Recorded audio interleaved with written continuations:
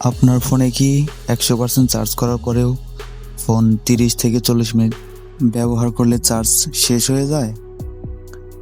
তাহলে আজকের ভিডিওটি আপনার জন্য। তার জন্য আপনারা প্রথমে মোবাইলের সেটিং অপশনে চলে যাবেন। তারপর নিচে লেখা দেখবেন অ্যাপ ম্যানেজমেন্ট।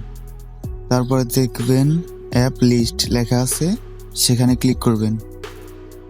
তারপর আপনি যে অ্যাপস বেশি ব্যবহার করেন সেই অ্যাপসের ভিতরে ঢুকবেন। প্রথমে আমরা টিকটকে ঢুকতেছি। ঢোকার পরে সেখানে ব্যাটারি লেখা আছে, সেখানে ক্লিক করবেন।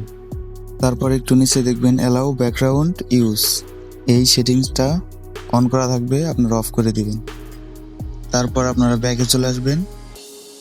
তারপর ইউটিউবে ঢুকবেন, ঢুকে আবার ব্যাটারিতে ক্লিক করবেন। তারপর আগের সেটিংয়ের মতো সবগুলো অফ করে দিবেন।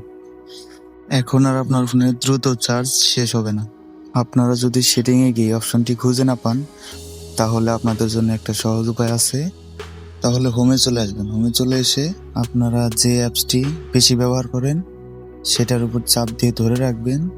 তারপরে উপরে লেখা থাকবে অ্যাপ ইনফো, সেটার উপর ক্লিক করবেন।